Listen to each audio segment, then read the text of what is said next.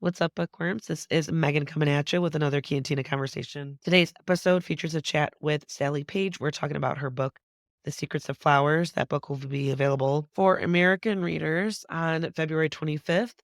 It has been available for readers in the UK, but now it is going to be available in the US. And I really enjoyed this conversation with Sally. I actually liked the book. And it was fun hearing about Sally's background and how her personal life had helped to inspire some of her character's story.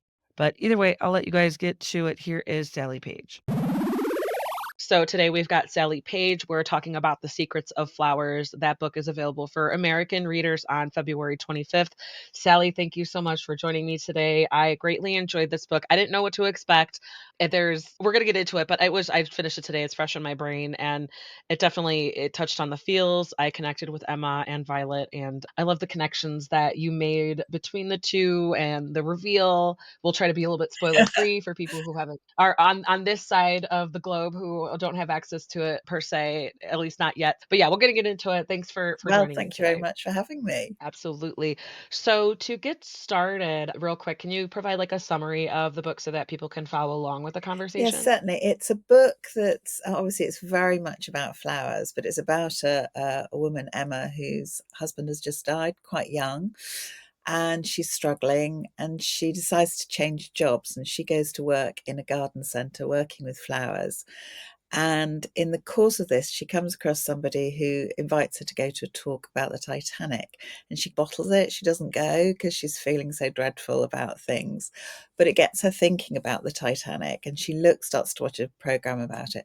And because of her new interest in flowers, she starts to think, were there flowers on the Titanic? And was there a florist? And this becomes a bit of an obsession. And it's partly driven by grief, but partly driven by her genuine interest in flowers. And she goes on this journey. It's a sort of recovery, but also discovery. And in the course of that, she feels a very close connection with one of the stewardesses on board, and she can't work out why. And so, what you have is a dual narrative of Emma's story, the young widow, but also Violet, who was a stewardess on the Titanic. And that part of the book is historically accurate, but it's about how we connect through flowers, but a lot more than that. Yeah. Ugh, I know. It's like in a nutshell. It's like there's definitely layers to it and so much of it. It's because at first I was like, well, it's a slower pace, but I think I expected it just because of the nature of the genre. Usually it's like women's fiction, dual timeline historical fiction. So there's definitely like some patience and some building, but it's like once some time into it, I was like, oh, wait a second. So it was fun to like travel, kind of progress with Emma through her journey Good, a little good. bit. And 'cause it is sad, and I'm like she was like, what, Yeah, 40 in the yeah. book or approaching 40? I'm 38, so I'm like, "Wait a second." I'm like, "Wait," and so I'm like, "Wait." For some reason, it doesn't or actually, oh, no, I'm gonna be 38 in 2 weeks. I'm just owning it now. But it's because a lot of the times I will read books that younger main characters, and for some reason, I'm, like, still in the mindset, "Oh, no, yeah, I'm part of that. I'm Yeah. part of that group." But I'm like, "No, like, I'm approaching midlife." Like, so this was a reality because I was like, "No, wait a second," especially since 40 is young Yeah, to be a yeah, widow, and definitely. she's already had established her career, and she was following that momentum and living Mm, her life and dealing with things in her marriage of I don't know if this is too spoilery, but it's part of like I could edit it out if it is because she couldn't have kids, and so she mm, was that kind of there's another layer to that yeah, in any yeah. relationship, I imagine. So, yeah, and then when she's dealing with her husband's passing even a year later, it's so telling because it's like tapped into, like, grief and recovery and healing and how she really had to go through it. Like, she had to make some changes, and she had to go through it in order not just it's for Mm. herself, right? But She has I to very save much with all herself. my books, they're really very much about friendship, and I think for this, one of the main themes in the book is that we can achieve so much when we work together. So the people who helped her, and I love some of those Mhm. characters became very dear to me. Me Betty and too. Ted, who Yeah. worked at the garden centre, I really loved them. I loved Les. I just thought he was such a sweetheart. Mm, And I think that sense of that we people will help, and I think there's one of the characters at one point says, "You have to ask for specific help," and that is what something I've experienced in my own life is when I've had one particularly difficult period, and what I realized is everybody wants to help. Everybody rushes and goes, "What can I do? What can I do?" And they don't know what to do. But when you actually say, "What I would love you to do is this," people do it. They really want to. It's just sometimes they don't know how to help.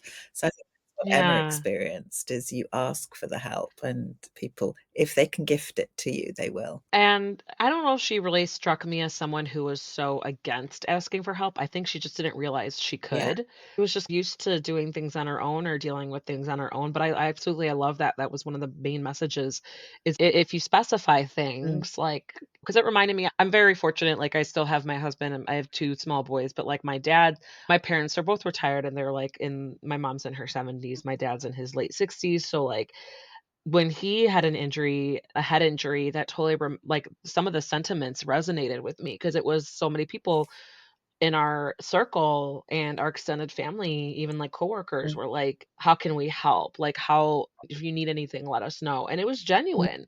Even though it seems very a general mm, offer, it was so genuine, but that's such a good point that you make. It's if we just made it specific, we don't we have no like, dinner is yeah, the least of our yeah, worries right now. Like, we're not cooking yeah, right now because we're dealing with all this other stuff, and that's an example of something could use some dinner. yeah, We could use some pizza, yeah. if you don't mind. Things like And that then where people are or we could delighted help. because they go, "Yeah, I can do this. Let Yeah, me help you." Because often yeah, people fear and I think yeah, that's what I think Emma experienced that within the book, but also she was quite an awkward character, and I think it became worse with her grief of saying the wrong thing, not knowing how to articulate, and then she's a woman who speaks a number of languages, and then suddenly realizing, yeah. actually, I communicate better in other languages, and I love that. I love that you did that. Do you speak multiple no, languages or I know, you just but that's and okay, I'm so really bad at were that. you a I'm really bad at language. But it's like, what I've discovered as an author is your characters can do anything.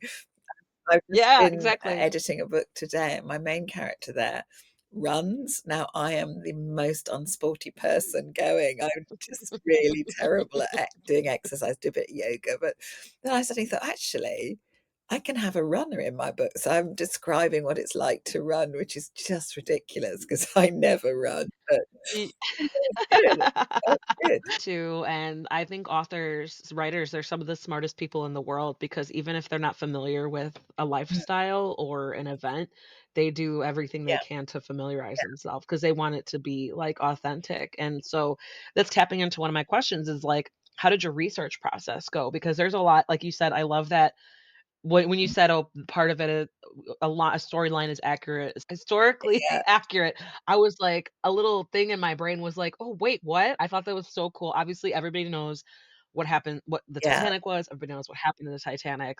It's still even I thought it was great how people you acknowledge that people are in the story that people are still it's a yeah, fascinating topic, definitely. and it's and as it was there was just so many there was countries involved, it was just such a huge scandal because there was so much hype around Yeah, it, I imagine, like, the however long it took to build yeah, it, and there's all this hype, and then on the voyage a yeah, couple days after they set yeah, sail, it's like this tragedy happens, and then nobody they weren't prepared yeah, for it, and, like, when people just even calling for help, it was just, like, delayed, I think, from what I remember from little bits and pieces. There's a lot going on, so I wanna and you could get as nerdy as you want and, like, in your research, I wanna hear all of it, like, all your history buffs, because I love how Emma was like, "What category am I falling yeah, into?" exactly. I Like mean, I followed a journey and, then I made my character follow the journey in that I used to have a flower shop years ago. I've always loved flowers, and at one point, I thought I wanted to write about how flowers are really important in our lives and why. Oh, why do we use flowers in so many ways, so many different symbolisms, and but also artistically in interiors, in art, and I started researching that, but it's a massive subject. I think I was getting a bit carried away. But in the course of it, I Mm. thought, just as an anecdote, oh, I bet they had flowers on the Titanic. And because I'd been a florist myself, I was like, I wonder if they had a florist on board. And like Emma, I started to do the research. And what you discover is they had everybody on board. Oh, electricians, window cleaners, buglers, interpreters, lamplighters, everything, every side of chef you could think of, but there was no florist. And so then you go, okay, but then I also discovered it was a ship full of flowers. And I think to me that was the changing point in how I became hooked on this story and then evolved into researching and finding about Violet, one of the stewardesses on board. And it was, Is that her real yes, it is her name? real name. Or It is her real name. And she is that's a woman amazing. who That is loved so flowers. cool. But I think it was that sense of I discovered that the flowers were brought on board the night before they sailed from Southampton. The plants were put around the ship, but the flowers were put into storage. And I found the flower storage areas on the plans of the Titanic. And then you do get some passengers recording that it was a ship full of flowers, and they said that the air was so fragrant that it reminded people of being in the French Riviera. Now that's a lot of flowers, Mm, but nobody has seen that apart from the people who sailed her, because they didn't allow press on board. They didn't do photography. They didn't use photography like we do now. They yeah. probably photographed the interior shots they've got were probably done when it came out of Belfast, so from the Harland and Wolff works. So what I suddenly thought was there's a whole side to what that world would have looked like that nobody has Mhm. seen or envisaged. So something like the film Titanic, you obviously it was very meticulously researched, and you've got all the beautiful surroundings, but I don't think they really worked out well that this would have been a floral landscape as well. So Yeah. the Yeah. idea is that actually nobody saw that. So that fascinated me. And also, I think following on to Violet's story, I think a lot has been written about the very wealthy people who sailed on the Titanic. There's more being written now about the sort of steerage classes, the sort of and how difficult it was, and actually how it was really transportation for people emigrating. But the staff aren't really talked about. The captain is, of course, but I thought, what was it actually like to work? And it was hard work, but there was massive camaraderie amongst the people who worked there. And they'd work on the different ships. Violet herself worked on three of the White Star liners, three of which were involved in two of them. I think two of them sunk and one was involved in a really bad collision. She saw her fair share of tragedy and escaped. Spoiler, but she does live. It's quite good. Yeah.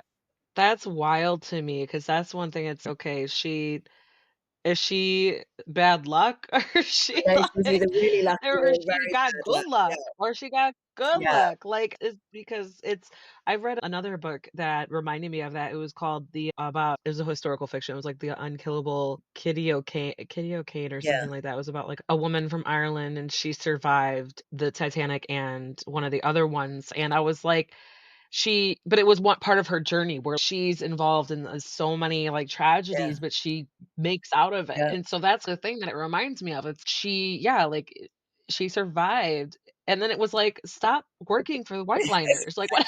Change your job. Change your job. I think with Violet's story, I felt it was more obviously the main part of the book is about Emma's story. It's a contemporary novel, but all my books have got like a historical thread that runs through them because I'm really interested in history. But I think with Violet, it was more her voice I found. And obviously that's my imagination as well as the research I've done, but it is obviously a lot of it is my imaginings. And it was just, it links into Emma's story is that we achieve more when we work together, and it's about friendship Yeah, and hope and dealing with difficult things. So, and that's so profound because and maybe a little ironic, I don't know if that's the appropriate word, but because Emma, she was definitely forced out of her comfort zone to do definitely. to do that Yeah, research. Like, she was social yeah, anxiety. Like, that's the best I yeah, could, because she tried to go to the lecture, but then she freaked out and then was like, "I yeah, can't." And she did feel that guilt still, but she was like, "I can't, I'm not ready for yeah, this, I can't do yeah. this." And I didn't know if it's because she was used to, and then we can get into, like, her mom and stuff, because that's such a, like, a Mhm. tenuous relationship, and that probably had a lot to do with it, Yeah. because I got the impression that she stood out, no matter, even if she didn't Oh, want to, definitely. 'cause she's, like, tall and Tall she and has, curly red hair, so she was a very yeah. stood out in a crowd, and she was a woman who did not want to stand out in a crowd, so, Yeah. yeah, it's just like Oh my god. fate, it's not good. And then she wanted to change, and I absolutely loved Betty and Les too, but then it's like when she wanted to go on this project, it happened organically, like, she wasn't forced to, she, Yeah, like, accepted, "Okay, I have to talk to this person, and then I have to talk yeah, to this person, exactly. and actually, this person has this person has this Yeah, information," and going back to one of the themes is, no, they're happy to help, they're happy to, even, like, with it reminds me of situations where she's in with Roberto. yeah, She didn't ask for his help, but he was still yeah, like, there to "No, yeah, here."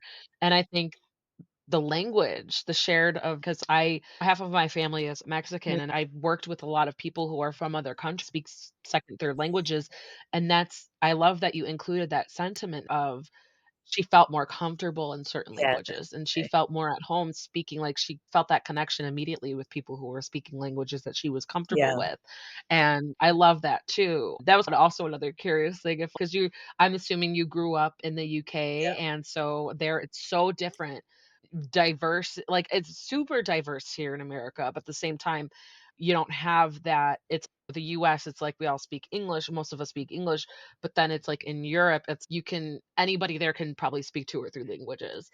but So, not it's the just because English of the usually. We're proximity. traditionally, we're really bad at learning languages, and I am as well. We're very la that's a generalization to say we're lazy. Some people are very good at languages. I'm not, but Sure, yeah. we do tend to be a bit we assume people are gonna speak English. And usually that assumption is Yeah, correct, it's yeah, just not there no. first. So, I assume maybe, like, you're used to that, knowing people who speak, or meeting with people who speak multiple languages. Was that part of your research? Were you, like, putting out your I feelers and seeing who well, knows what I and did stuff like speak that? to a Spanish friend just to make sure I got some of the phrases right. Yeah. I think part of it is coming back to that thing of writing something that you want to write, and having somebody who speaks multiple languages is the thing I can't do, and so to have a character who it's like the thing I'm a bit jealous of her because she can speak the languages, but I Yeah. could write a character who can do that. So it was really nice for me, and but I did speak to people, obviously, who speak the languages just to make sure I was getting it right in terms of some of the wording and things like Yeah, that's common with a lot of authors I speak to, where they have somebody, like a consultant, who yeah, mine are more is, like, friends. I just ask my available. friends. Yeah, you Yeah, find somebody somewhere who goes, "Okay, yeah, yeah. this is" 'Cause if you're gonna do it, you gotta do it yeah, right. It's like, no, exactly, you gotta, exactly, and and to do it authentically, and not like that's somebody who's, yeah, 'cause there's definitely a difference into, like, somebody who learns the language yeah, naturally growing up, either from family members or just from speaking it in natural conversation, learning that way, versus somebody who's, like, formal yeah, education. yeah. And some of those are, like, people will tell, people And can also, it's notice really for nice sure. if as an author, you get to go and research these things. So one scene that is set a chapter that's set in Seville in Spain, so I got to Yeah. go there. I was like, "I need to go because I knew that I wanted to use this particular guy for a scene. So I went with a girlfriend. We went for a long weekend there, which is just lovely. We had such good fun. And also I did go to all the Titanic museums over here. So in Ireland, there are 2 in Ireland, in Belfast and Cove. I went to both of those. Went to the Victoria and Albert Museum in London, the Maritime Museum in Greenwich, the Sea City Museum in Southampton. So I went and visited these places because it did help with the research, but it's research I was really interested in. Yeah, especially since you were a florist. I'll get into your Mm, background too, because that sounds so fascinating and so, like, fun. I'm like, I want a green thumb, but I don't think I'll ever have one. Every year I try to plant, like, flowers. I try something different every year. And then I've also gotten into mostly, like, deck yeah, plants, right? Like, I don't have a huge, like, bed or raised garden or anything like that.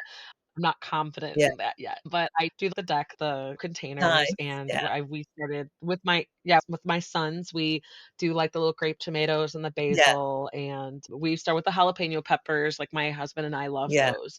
It's 'cause, like, I try to think of things that we will actually Yeah. use, like, we use basil for our Yeah. pizzas, like, whatever. Definitely. It's because otherwise basil, it's like it's herbs, usually they grow like Yeah. weeds. I have too much of this. But it's something fun to do with them, and it's just something that I just always wanna learn. Because my mom, she's pretty good at growing things, like, she's got I'm jealous of her backyard, her patio, her little, like, fountain Yeah. garden area. I'm like, "Mom, you have to come over and help me." Like, so I'm so interested, and I love the fact that I think I could tell in your writing that you had fun with that and with the Yeah. connections. And Well, every chapter, every point of view had some sort of connection and integration yeah. into that. So I wanna, like, explore your background and how you, like, approach that and organize it, all I the think stuff. it's, because I used to run a flower shop years ago, and, my background is I have a degree in history, so that's why I'm really interested Oh, in okay. that. There you go. But then when I left university, I went to London, and I lived in London for about 10 years, and I worked in advertising, which was all right, but it was never my love, paid the bills, and it was at the time quite Sure. a prestigious thing to be involved in.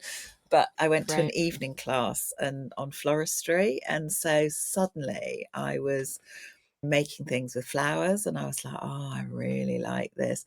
So I got a Saturday job in a flower shop, and Good. eventually I started a shop. I started a flower shop. I was so naive. I just can't believe how naive I was about running a shop. But so I ran a shop, and then I was pregnant with my first daughter. I have 2 girls, and I thought babies just sat in the back of the shop. I don't know what my mother thought. She must just thought I was mad. She was just like after a couple of years, Little rude I sold awakening. and I left it alone for a while, and I went back, used my advertising background to run a market research company, so I could do that whilst I was bringing the girls up.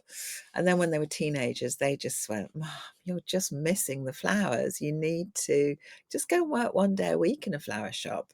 So that's what I did. I followed their advice, and I worked in this lovely flower shop, and I recorded a year of the flowers. So I actually wrote a book. So I've written some non-fiction books, which are floristry books. So they're a year in the life of an English country flower shop. Because what I could see is you get all the stories of the people who come through, the different seasons, the different events, the different places you go to. Because you, as a florist, you can. And I always say to people, ask a florist where to eat in a town, because they'll have seen the kitchens. Because the florist is always the ones delivering, setting stuff up. Yeah, Insightful. I remember reading that part in the book where it's flowers are everywhere. yeah, Flowers are a part of every occasion, like whether it's funerals, weddings, restaurants, you send them among yeah, friends, you send them among yeah, lovers. It's like I was like, shit, that is so yeah. true. I was like, And you it's like you can't my first book that came out, The Keeper of Stories, which is about really everyone has a story to tell, but it's about a woman who says, "What if you don't have a story?" And she's having a difficult life, so she starts to collect other people's stories. That really came from partly from the ideas of when I was working in the flower shop, because you couldn't make up the stuff in a flower shop. But it's predominantly about friendship. In the UK, I think I read it's 85% of flowers are sent from women to women. So it's about friendship. It's about your friend is grieving, your friend is celebrating, your friend is having a rubbish day, your friend's it's her birthday, and that's where a lot of flowers get sent. But you do read lots of different things about flowers. So that experience formed my starting point for when I started to look at were there flowers on the Titanic. But it was very much, it informed Emma's story as well, the fact that she went and worked as a florist. And so each chapter is named after a flower. And I loved that research. And that was just pure pleasure for me because I love flowers. so did you have to, like, retire or sell your shop? Because I imagine you tapping into this project, Secrets of Flowers, helped you revisit those positive Yeah, and and good my shop was memories. sold Yeah. a long time ago. So that was when I was in my 20s, really, 20s, early 30s. And then Wait, you were a flower shop in owner in London your in my 20s? 20s and 30s, so late.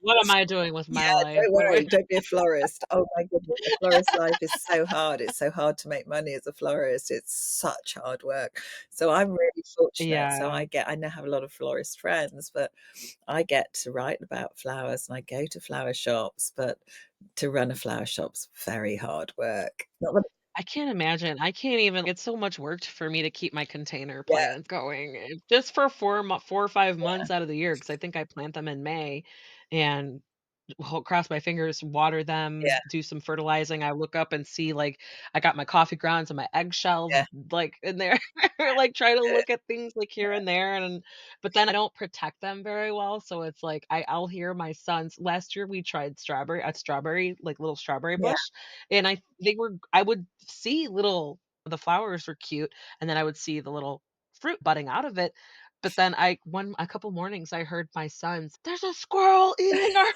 hey, shoo, squirrel, shoo." but Megan, And I'm I like, think you have to be "Oh." kind to yourself because the reality is, look, you're working full time, you're doing your book things, you've got little children. Quite frankly, the Yeah, fact you've got thank some you. containers, I'm really impressed 'cause I you just appreciate can't do that. it I all. I see appreciate it with that. my daughter. My daughter is also an author, and I've got a grandson, so he's Okay. 3. My daughter Aw. Libby was a Sunday Times bestseller before I was. She's was always writing. She's That's, like, something to say about, like, you peek into that into the information, yeah, like, what trickles yeah. down without even Yeah, realizing it. but Yeah, she's I got a love little that. one now, and she's amazing. Of course, her house isn't always tidy. Of course, their garden isn't Yeah. all Oh, together. Why would it yeah. be with little 3-year-old running around and both trying to do stuff? So, I think it's much easier when my girls are left home and I'm writing full time. I can have much more flexibility. Yeah.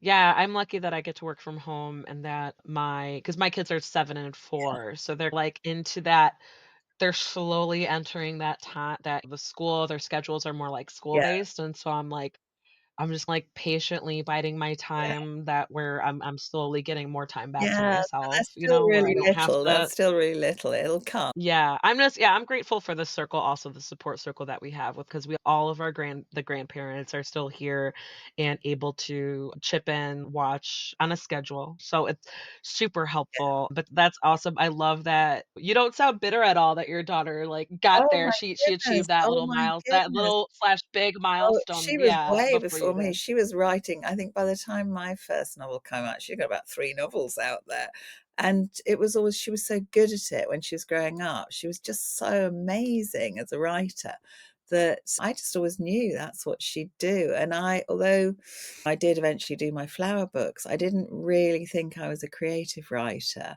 and then one day, that was 2016, I just woke up with an idea for a story in my head, but once I started writing, I couldn't stop, and it took me a long time to get Mm. a publisher and an agent. So by the time my first book came out, I'd got about 5 books written, but it was just that sense of once I discovered it, I just loved writing. That's awesome. I love that. No, but you're not alone there because a lot of the authors that I speak to, it takes some of them, they have the story for 10 years and then they decide go Yeah. for it. It's so like you're on your journey and you're like, "You know what? I'm gonna do this and I'm gonna see what it's about." But then I'm glad that you didn't get discouraged about the process I did of because course, I got discouraged at the time. It was yeah, really of miserable because course. you have to deal with an awful lot of rejection. Obviously, some authors get a deal first straight away, but most authors are you slog away at it. Yeah. But then my daughter Libby encouraged me. Also, you come across advice. I listened to an interview with Elizabeth Strout, who wrote Olive Kittredge, and obviously she's a very well-known author. And she said when she got rejected, she just kept thinking, "I must write better." And I thought, "That's really good advice. I'll just keep doing, just keep trying to improve." Yeah, and now, of course, I'm very fortunate because I can do it for my living, but yeah, Yeah. you just keep going. I no, and I appreciate that. I appreciate you being on like just being open with your struggle because it's so you're not alone. You're not alone. Like it does take a minute and it's like you gotta find and so many publishers, they're like they're going off of trends, Oh, right? They're very going much off of so. sales and potential audiences, and the trend, it's by the time you sign something, then, like you alluded to when we were chatting for a little bit, is where you're writing something that wasn't gonna be out for another year. Like, you signed something, but it wasn't gonna be out for a year, and then so you were working on something else, and but that's so true because it's like, next year the trends might be different, they likely will be different, and it's just honestly, I think there's an audience out there for, like, almost everything. Like, it's you just gotta find your people. There are a handful of people that will love your books, and there's a handful of people who might be like, "Eh, it's not for me." Of Like, course, I and was it's just a so member of a book club for quite a while over here, and the great thing about it is you get to read stuff you wouldn't normally read. People recommend things, but also what you learn is that people have strong views about books. They'll completely agree. People They go, do. "I loved it," and people go, "I hated it. It was awful. I hated the main." Mhm, mhm. But what it makes me realize as an author is it's not personal. Some people, Yeah. hopefully, will like my books and are very complimentary. Some people will go, "Oh, no, it wasn't for me," or "It was too slow," or and then you have to go, "I accept that." It's and Yeah. having been in a book club, that really helps me. Oh, that's awesome. It's like channeling your inner Emma, right? Yeah, She had to accept things because there's bouncing back in between some of the themes and, like, the journey that she was on. She had a hard time, again, trying to be spoiler free, she had a hard time with yeah, forgiveness, and she had a hard time with acceptance yeah, and with letting things go, especially when it came to her mother. Like, I love where her journey ended up, where she was just so content and secure, where she was like, I don't care about showing her up yeah. anymore. I don't care about And I think that making this yeah. point. It's I love that. I And love I that. did wonder about, as I was writing it, about somebody, mother lives in France, she's in the UK, she's enough, she turned 40. Can her mother still get under her skin? And I thought, yeah, definitely. And when I think about just friends and people I've met, and I just think, yeah, you want to think as Emma was saying to herself, I'm an adult. I have had a career. I'm a perfectly competent person, but my mum can still say stuff. She may be living in France, but she can still say stuff that gets me. That Nobody comes to Paris in yeah, August. yeah, Maybe that was a European thing, but I was like, "Why is she so hung up on yeah. that?" And then it was funny because Emma's like, "Some people are still here Yeah, apparently." I Like, what? know. Like, she I did remember that Paris empties in August, but And then even Betty was like, "I don't know, apparently that was yeah, important," because, like, even, like, Betty with her yeah, minimum drags us back to Betty. I loved her, yeah, and she was just, like, trying so hard to, like, be polite and socially yeah, appropriate, acceptable, right? Because she was almost like the opposite of Emma in a way, in some ways, but I love how she was, like, tiptoeing around it with her interaction with yeah. Emma's I mother. love And then Betty. she was I like, adored "Yeah, Betty. yeah." She was just so kind, and a girlfriend said to me as I was writing it, I was describing Betty to her, and she said, "I think she's the sort of woman that when she gets nervous, she talks more." And I thought, that's brilliant. So you can bring that into the book, and your reader might be thinking, what the hell is going on? She's suddenly like, yak, yak, yak, yak, yak. And I thought, but that's so true of people sometimes, isn't it? And it's a lovely trait to weave into a book. So when she gets nervous, she's talking so much more. And like Les with his sayings. And I loved Tamas, the delivery driver, who was so Yeah. rude and blunt Yeah. and "Oh, you remind me of my cow, you're healthy and yeah, strong." "What?" I know. But I have dealt with people who are that rude. I have not I don't have particularly nice legs. That's not my I've got quite chunky ankles. It's And I okay. have a Hey, a own duck it. who said to me once, "Sally, I see what you mean. You have no ankles. I see now." And I'm just like, "Thanks, Corolla. I know I haven't got great ankles, but I didn't need you to tell me." But That generalization. was, like, agreeability I was looking Yeah, for, like, but I just thought, yeah, Tamas could be that rude. Going, "Look at your feet. Look at this." and it's so it reminds me of, I think, like, some people from certain countries are just that blunt. That's just, like, Yeah, that and some of it's a that, like, generalization. European way. The couple of people I've met who are really blunt were Dutch, but that's not to say that Yeah, all Dutch people are that blunt. But right. because I've experienced it, I thought, yeah, I could have a character like this. Yeah. I think It was so funny because I think that's almost if you're experienced in it, you stand Yeah, it, and it helps you to deal with yeah. it and let it Also to roll laugh over at you a it, little bit. also to laugh at it and just go, Yeah. "My goodness." Yeah. Yeah, Okay, thanks for that, but then Emma did, she rolled yeah. with it, and she threw it back at But it him, and helped her, of she made him course, laugh. because she felt she was often saying the wrong thing through her awkwardness. So actually to meet somebody who's even ruder than she is, it's right, I feel quite relaxed about this now. Yeah, it helped. I think, yeah, that was like her little outlet, right? It makes her feel a little bit Yeah, better of yeah, he's like this, and I can shoot the shit with him, give yeah. it back at him. And I love that but I love their little game where she had to figure out where he Strong, was yeah. from. And it was remember where like it would happen, she like in the middle of conversation, she would say a country, and I was like, wait, what's going on? And I was like, oh. Yeah, They're back at yeah, it, and I love that because it reminds me because I my therapist is from Poland, and it reminds me of, that's what it reminds me of because like, she's got that blunt, mm, like, straightforward communication style, and yeah, it works because it's like I can make her laugh, but then also I remember one conversation we had where I was like, I wasn't sure if I was gonna have a third, and I was explaining how my second born is like a spawn of Satan. He's just I don't know if it's a second born thing, but I don't remember my first being destructive yeah, and so I'm like, she knows these things and she'd be like, "Do you think he's going to be better as a middle child?" yeah, And I'm like, that's a point, it's good very point. it yeah. Yeah, Yeah, exactly. And I was like, "And then you'll be pregnant with a messy toddler. What do you want?" And I was like, "Okay." And so that's an example of, yeah, "Yeah, you're right, thank you." And I would tell my husband that too, and he's, "Oh, she's making yeah, sense." Like she but sometimes that was what reminded me of it, because it was delivered in a very, like, straightforward way, like, no beating around the bush. mm, "Hey, this is something to consider that maybe you don't wanna yeah, face." And it was like and then it's funny to see that in your book, like, with yeah. the people who like, especially with And Tomas, where also he was with just Thomas like, "Oh, is what? No, you look healthy and strong like my cow." Like, "What?" but I also think with Thomas, there's that whole thing of the layers within layers that actually Oh, yeah, he was such he a was sweetheart, t though. Like, yeah, I felt for him. definitely. Yeah.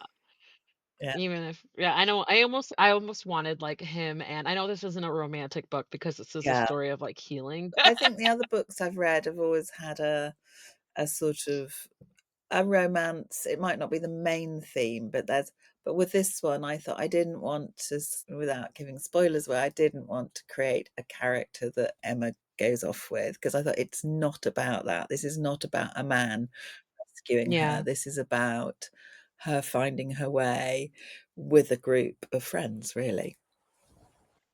And that's so important, I'm so glad you did because there was also a point well, even when she had these interactions with these people who she grew close with, I loved that they were also, like, just so they were it was Yeah, organically it was so natural, like, them being there yeah, for her, like, the times that became so difficult for her. But I did love how I think it was where it was either Alistair it wasn't Philippe, I think it was mm, Alistair, and when they went to the yeah, they bar, went to the bar.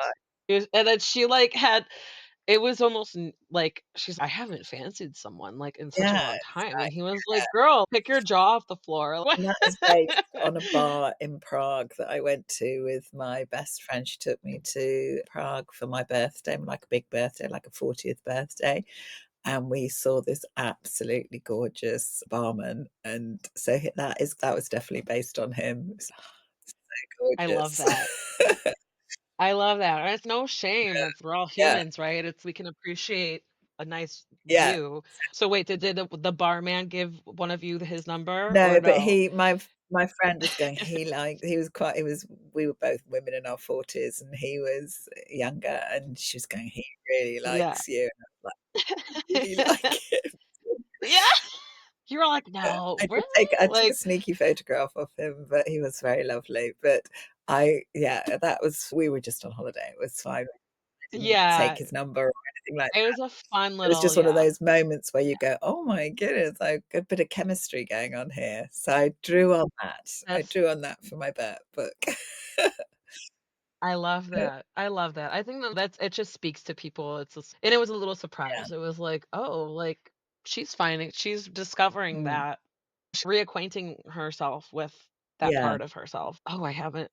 And I loved how he, like, called her out on it. He's "Girl." Yeah, I love that. I just it, like, adds, like, the authenticity, the helping readers relate yeah, to that, and she's on a serious she's kind of it's like it's most of the story is serious. yes, It's like she's dealing with some heavy shit, and she's on her journey, and she's trying to make sense of everything, and also working on yeah, herself, and, either in whether she knows it or not, she's working on herself, but to have those little moments, like, sneak yeah, in to where exactly. it's, "Oh, no, like, he likes Yeah, you." nice. She's, "What? No." Yeah.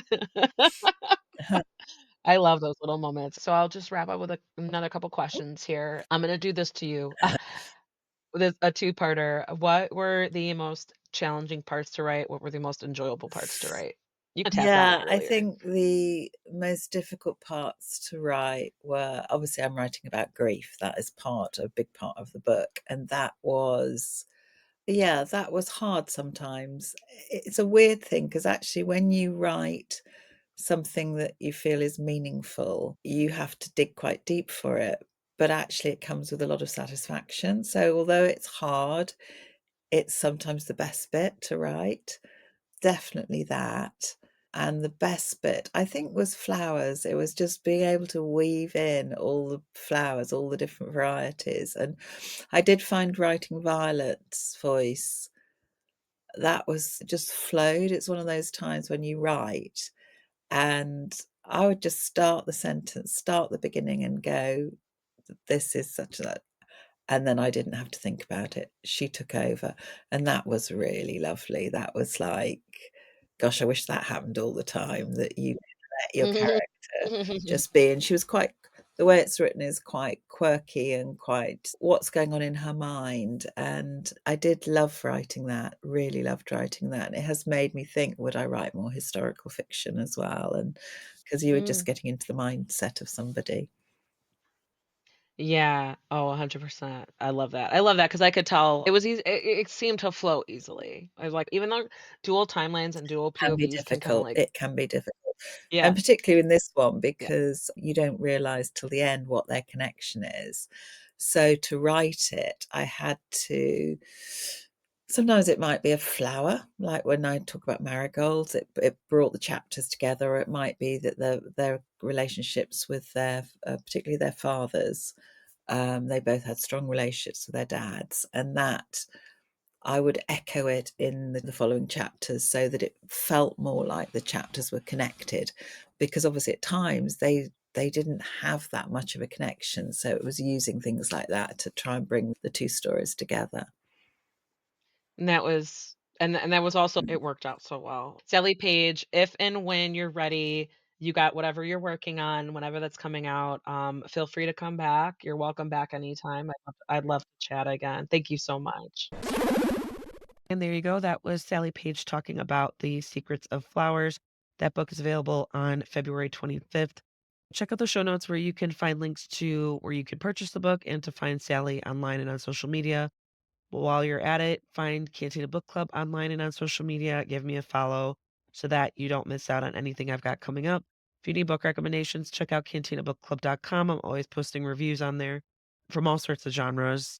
Rate, review, subscribe. If you do find a book that you really enjoy, it really does help the authors out if you go on Goodreads and Amazon and give them a rating and review. And as always, thank you guys so much for listening.